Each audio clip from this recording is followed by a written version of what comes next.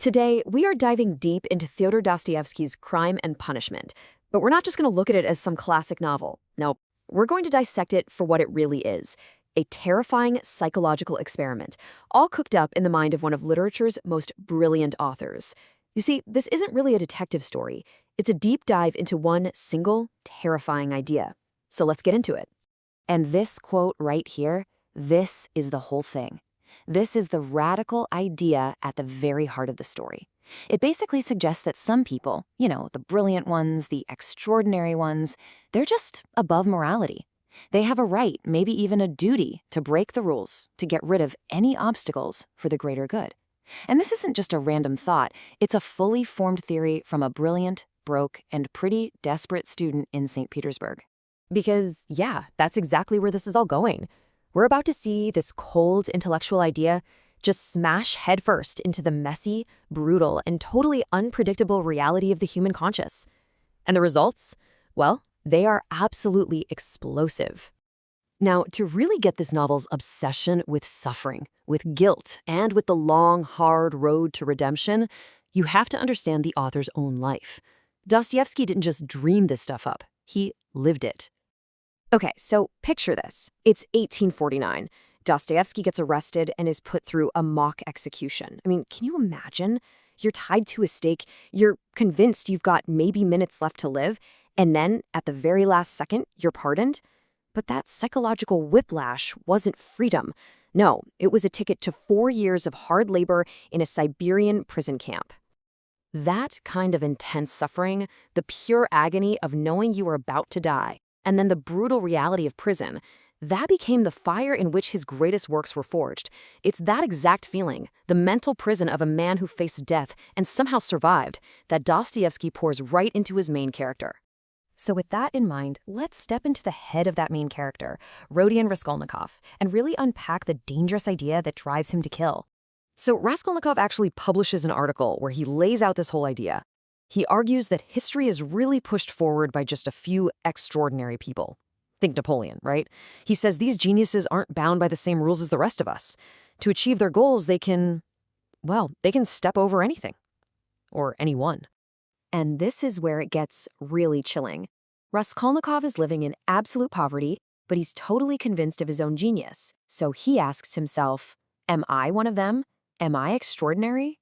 He decides there's only one way to find out. He's going to test his theory on a cruel old pawnbroker, telling himself her murder is actually a good thing for society. He'll take her money, fund his amazing future, and get rid of a louse. So, the murder happens, the experiment is underway, but the results are immediate, they're catastrophic, and they are nothing like what Raskolnikov thought would happen. His perfect hypothesis completely forgot to account for one tiny variable, himself. What's so fascinating is how completely his expectations are flipped. On one hand, you have the idea he had in his head, this powerful, justified, Napoleonic figure, totally in control. But then you get the reality, a man thrown into a delirious fever. The murder doesn't free him at all. It shatters his confidence and cuts him off from every other human being. And this quote just says it all.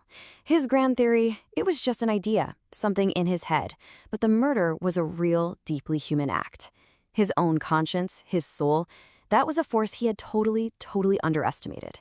His theory was no match for the weight of his own guilt.